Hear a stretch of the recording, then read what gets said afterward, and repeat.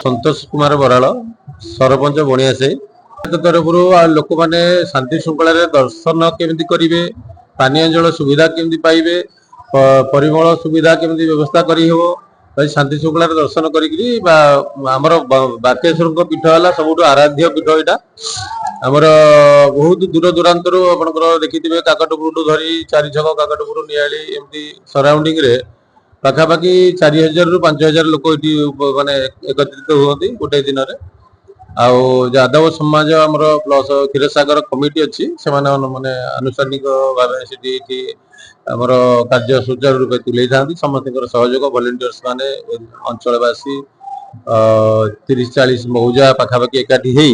होती कार्य को माने सुचारू रूपे तुले आज की 14 वर्ष यहाँ 14तम क्षीरसागर मेला आज अनुष्ठित होमर सका संध्या सका माने सकाल आलती ठारू आरंभ करी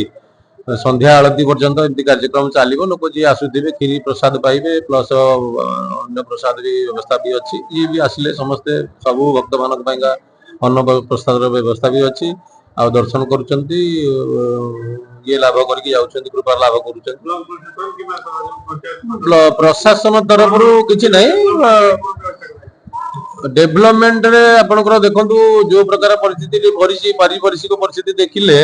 प्रति वर्ष लोक गाँ लोक मिसिक सफासफी कर रोड निज तरफ आम रोड रे माने मेसीन सहायता हो लोक सहायता हो मिलित भाव आम ये चतुर्पार्श्व सफासफी करुँच वर्षा दिन में गछपत्र बण बण हो प्रशासन तरफ एमती भी कौन सहायता मिलूनी सहायता आम लोड़ीनु जे भक्त हिसाब से किए आसिले कौन दान धर्म देले कमिटी तरफ माने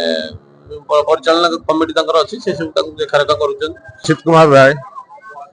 आमर ये बक्रेश्वर महादेव महा क्षीरसागर मेला जो अच्छी कमिटी से कमिटी सभापति आमर ये आंचलिक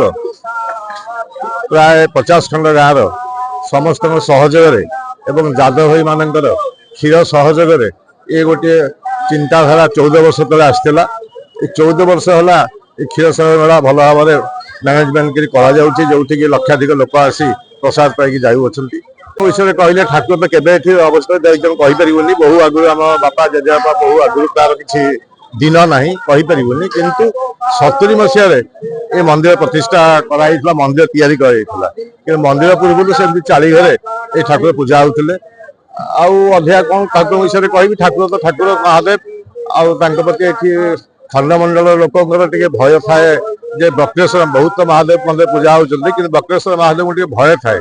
से समस्ते बहु कथा न्याय निशाब आसती बहुत दूर दूरांत भी आसती यहीपरि भाव में परिचालना प्रति वर्ष 14 वर्ष है सैला ये वर्ष पुणी 15 वर्ष आगत वर्ष आम जहाँ प्रस्तुति हम फास्ट रामबाबू आमर थे स्वर्गत रामचंद्र बेहरा जी आम यादव जातिर से क्षीरसागर आरंभ करते बालिकपीठर से भाविलु आम बांकेश्वर क्षीरसागर करवा बांकेश्वर अंचल लोक धरिक आम क्षीरसागर आरंभ कलु आज की दीर्घ 14 वर्ष है चलती महापुर क्षीर 50-60 ड्रम क्षीर ढला 100 ड्रम क्षीर ढालू महापुर गमरा फुल हम तापर आसिक क्षीर अलग क्षीर क्षीर हम से जो मझे गोटे मिछ प्रकार है गमरा क्षीर काढ़ी क्षीर कर सेमती व्यवस्था ना क्षीर ढला हो गमरा ढला हो अनेक क्षीर आम ये आसे 100 ड्रम 200 ड्रम ये क्षीर 10,000-15,000 लोक हमें क्षीर प्रसाद सेवन है अन्न प्रसाद सेवन है यही प्रकार निजा चलती सब आम यादव माई मान सहयोग अंचलवासी सहयोग आम अनुष्ठान गोटे कमिटी अच्छी कमिटी सभापति सेक्रेटरी समस्त अच्छा अनुष्ठान ठीक भाव चलती।